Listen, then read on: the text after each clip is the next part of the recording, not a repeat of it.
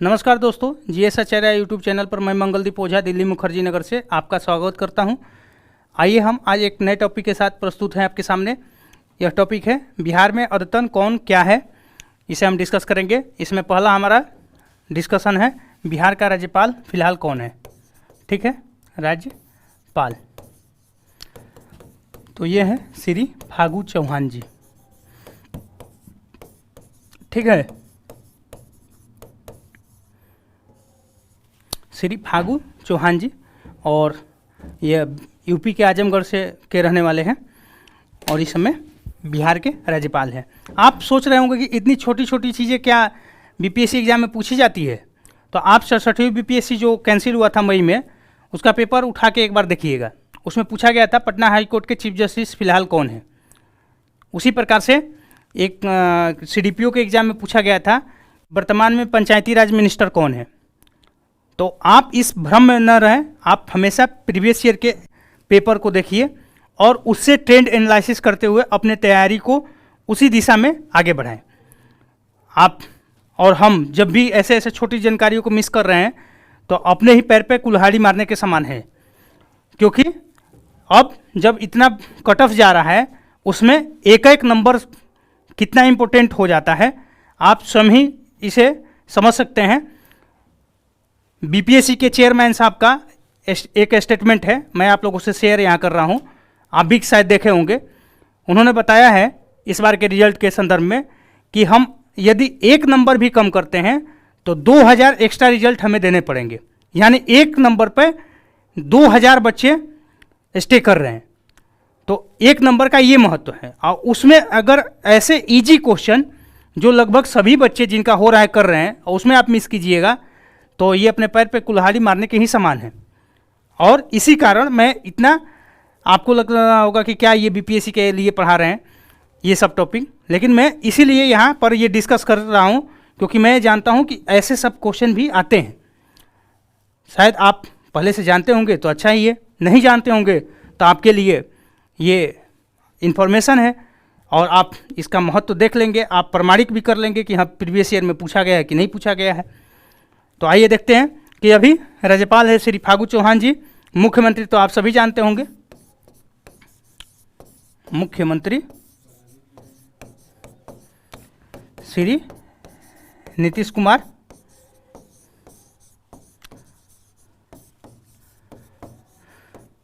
और deputy CM Shri Tejashwi Yadav ji.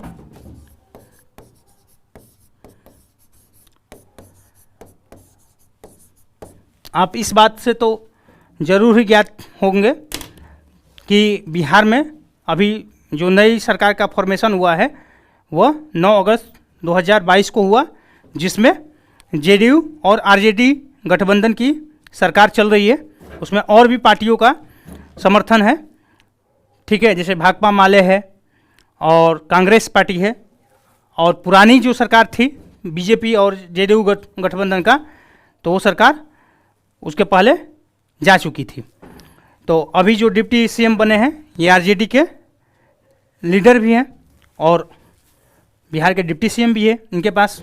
हम आगे मंत्रिमंडल के अंतर्गत पढ़ेंगे और भी विभागों के ये मंत्री भी हैं। अब आइए देखते हैं कि बिहार में विधानसभा अध्यक्ष इस नई सरकार के गठन के बाद किसे बनाया गया है। ठीक है, तो विधानसभा अध्यक्ष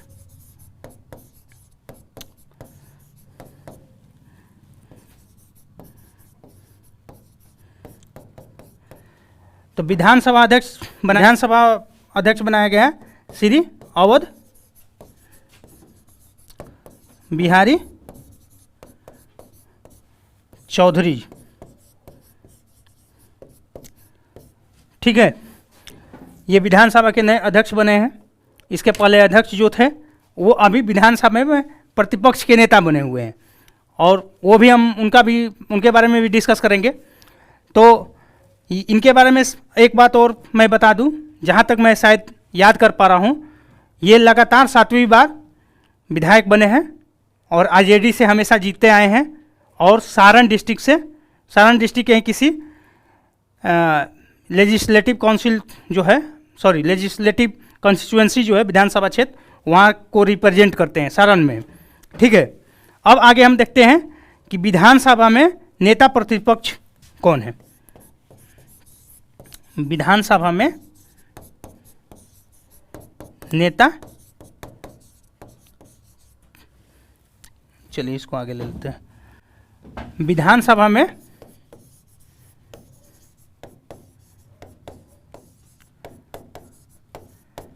नेता प्रतिपक्ष, और यह है श्री विजय सिन्हा जी।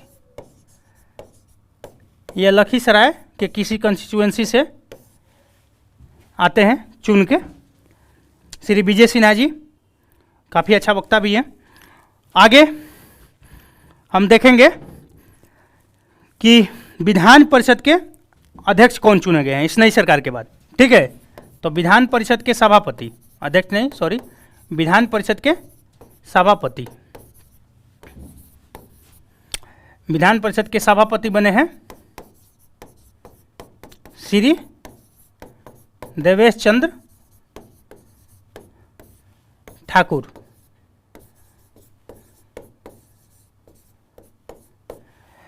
तो विधान परिषद के सभापति जो बने हैं उनका नाम है श्री देवेश चंद्र ठाकुर जी। ठीक है, और विधान परिषद में नेता प्रतिपक्ष कौन है? विधान परिषद में नेता प्रतिपक्ष यह है श्री सम्राट चौधरी जी।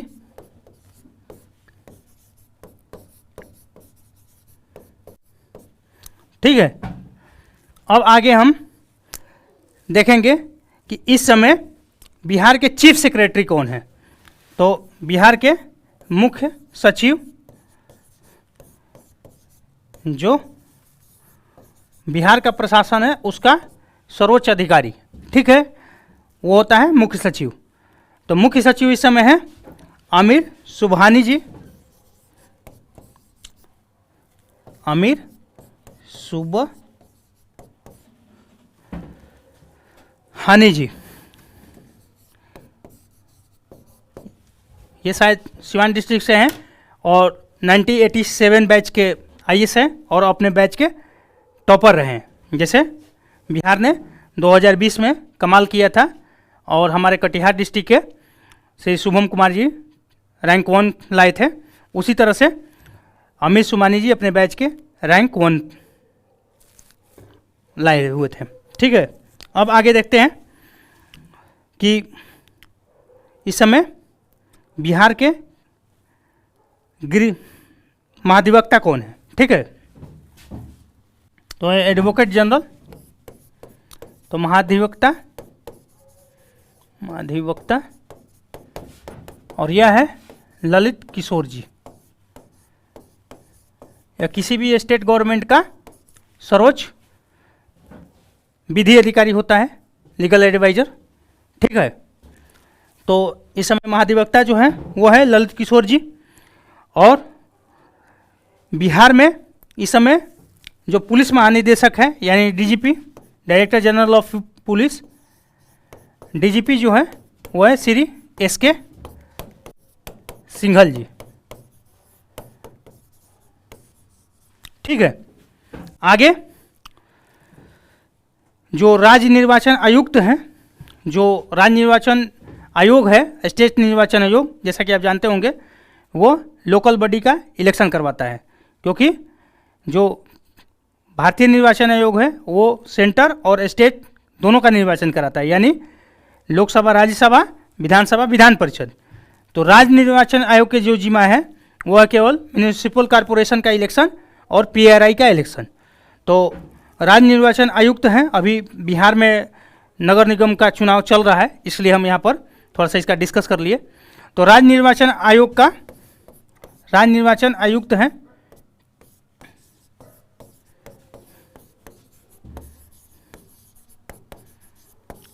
श्री दीपक प्रसाद जी। ठीक है,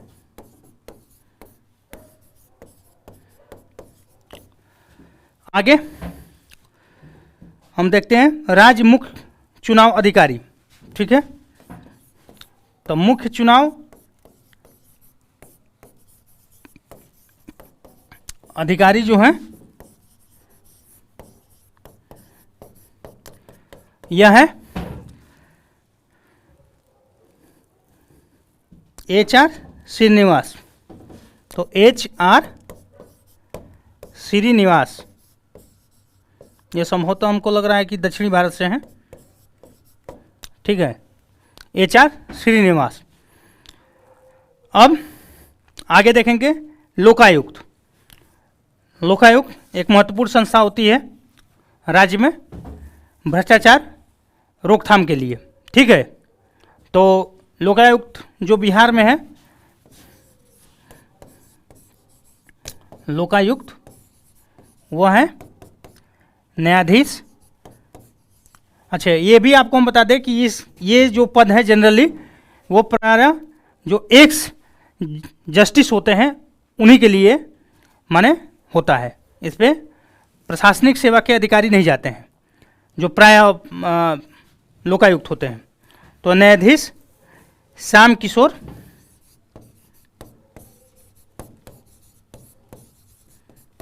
वर्मा। ठीक है, न्यायाधीश श्याम किशोर शर्मा है। ठीक है, श्याम किशोर शर्मा, न्यायाधीश श्याम किशोर शर्मा है इस समय बिहार के लोकायुक्त। और इस संस्था का काम होता है जो हमारे सरकारी विभाग हैं या सरकार से प्राप्त अनुदान, जो संस्थाएं अनुदान प्राप्त करती है, अगर उसका वो सरकारी वित्त का कहीं गलत उपयोग हो रहा है तो उसको रोकथाम करना। ठीक है, अगर कोई आप शिकायत करिएगा तो उस पर यह संस्था एक्शन लेती है। ठीक है, आगे हम देखेंगे जिसकी हम तैयारी कर रहे हैं उसके, यानी BPSC के चेयरमैन हैं, BPSC के चेयरमैन, और यह है श्री अतुल प्रसाद जी।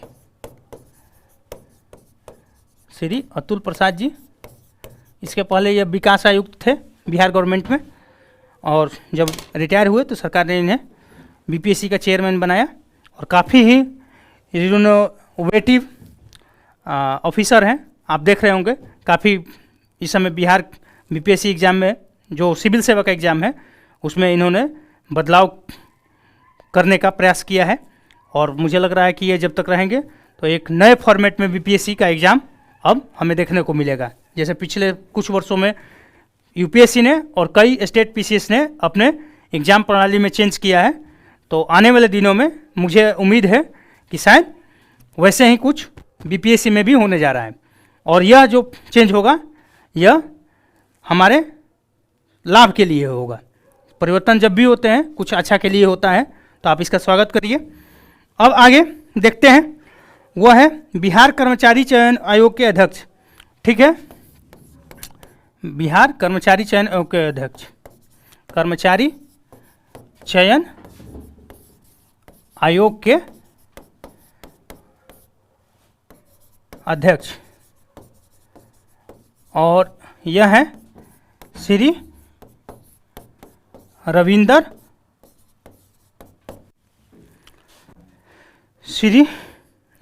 कुमार। ये एक IPS ऑफिसर हैं, रह चुके हैं, श्री रविंदर कुमार। ठीक है, और कर्मचारी चयन वो आपका जो बिहार SSC है जिसका एग्ज़ाम अभी होने जा रहा है 23-24 दिसंबर को होगा शायद पेपर, तो वो सब एग्ज़ाम लेती है, तो आप जानते ही होंगे, शायद आप उसके भी अभ्यर्थी होंगे। अब आगे देखते हैं कि बिहार राज्य मानवाधिकार के अध्यक्ष। ठीक है, तो human right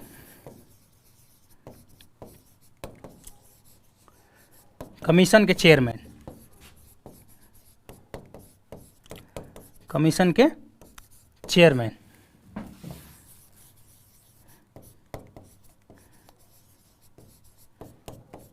human rights commission के चेयरमैन जो बिहार में है इस समय है न्यायाधीश विनोद कुमार सिन्हा। तो न्यायाधीश विनोद कुमार सिन्हा। प्रायः इसके चेयरमैन कोई जस्टिस ही बनते हैं, जो पूर्व में जस्टिस रह चुके हैं हाई कोर्ट के। ठीक है, आगे एक और इंफॉर्मेशन देख लेते हैं।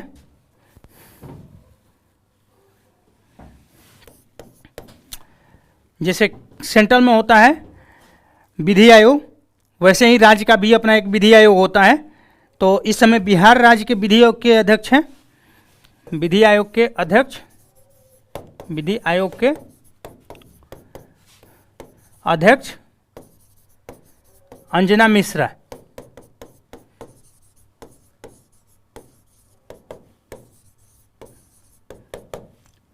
श्रीमती अंजना मिश्रा, ये भी जस्टिस ही हैं। ठीक है, विधि आयोग के अध्यक्ष ये हैं वर्तमान में। अब हम नए मंत्रिमंडल को थोड़ा सा देख लेते हैं, जो कुछ महत्वपूर्ण मंत्रिमंडल है। तो आइए देखते हैं जो नया मंत्रिमंडल गठित हुआ है बिहार में, उसको देखते हैं। तो न्यू कैबिनेट इन बिहार। ठीक है, तो मुख्यमंत्री तो आप जानते ही हैं। अब मुख्यमंत्री के पास कुछ और भी विभाग होते हैं, तो यहाँ पर हम एक ब्रीफ इंट्रोडक्शन आपको दे देते हैं। तो सीएम के पास जो और कुछ विभाग है, उसमें पहला है जनरल एडमिनिस्ट्रेशन, सामान्य प्रशासन विभाग। आगे है उनके पास जो है होम डिपार्टमेंट भी है, गृह विभाग। और होम डिपार्टमेंट में व्यवस्था आती है। ठीक है, आगे है मंत्रिमंडल सचिवालय। ठीक है, मंत्रिमंडल सचिवालय। उसके बाद आगे है निगरानी एंड निर्वाचन। ठीक है, तो निगरानी और निर्वाचन।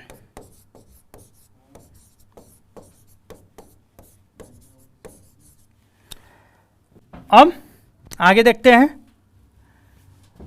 जैसा कि हमने पढ़ा था डिप्टी सीएम इस समय श्री तेजस्वी प्रसाद यादव जी हैं। तो उनके पास भी कुछ और मंत्री विभाग के चार्ज हैं। तो आइए देखते हैं कि एक्स्ट्रा उनके पास क्या है। तो हमारे डिप्टी सीएम जो है, उनके पास जो एक्स्ट्रा चार्ज है उसमें है, एक तो हेल्थ डिपार्टमेंट है। ठीक है, फिर है रोड, उसके बाद है अर्बन डेवलपमेंट, नगर विकास। ठीक है, उसके बाद है उनके पास, हाँ, इन सब विभाग है। अब आगे एक और महत्वपूर्ण देख लेते हैं। विजेंद्र यादव जी हैं हमारे मिनिस्टर। तो श्री विजेंद्र यादव जी,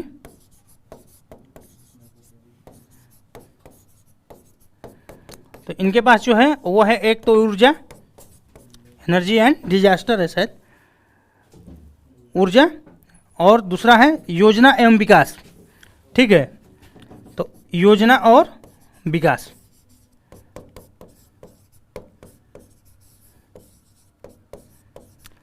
तो विजेंद्र प्रसाद यादव जी के यहाँ जो है डिपार्टमेंट है, विजेंद्र यादव जी के यहाँ, वो है ऊर्जा एवं योजना विकास। ठीक है, ये काफ़ी दिनों से बिहार में ऊर्जा मिनिस्टर हैं और इन्होंने काफ़ी अच्छा काम किया है। अगर आप बिहार में हर घर तक बिजली की जो पहुंच हुई है, उसमें इनका एक प्रमुख योगदान रहा है, क्योंकि काफ़ी लंबे समय से ऊर्जा मिनिस्टर ये बिहार में कंटिन्यू कर रहे हैं। ठीक है, आगे देखिए, बिहार में इस समय आलोक कुमार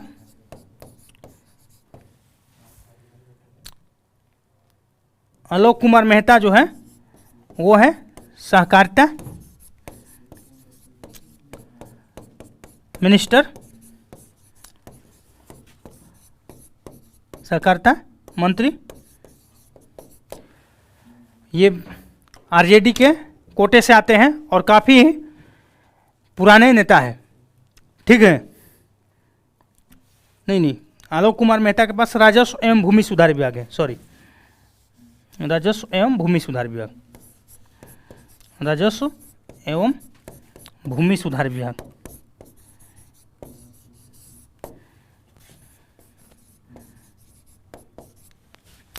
राजस्व एवं भूमि सुधार विभाग है। ठीक है, आगे देखते हैं कुछ और। तो एक बहुत ही चर्चित नाम है श्री तेज प्रताप यादव जी, और इनके पास है पर्यावरण वन एवं जलवायु परिवर्तन विभाग। पर्यावरण वन एवं जलवायु परिवर्तन विभाग। ठीक है, आगे कुछ और नाम देख लेते हैं। इसमें है एक सुरेंद्र प्रसाद यादव जी, इनके पास से सुरेंद्र प्रसाद यादव जी, ये गया डिस्ट्रिक्ट से आते हैं चुन के, और इनके पास है सहकारिता विभाग। काफ़ी पुराने लीडर हैं, बिहार में के भी और आरजेडी से भी। ठीक है, तो श्री सुरेंद्र प्रसाद यादव जी के पास है सहकारिता विभाग। और देख लेते हैं श्री अशोक चौधरी जी हैं, और इनके पास है भवन निर्माण विभाग।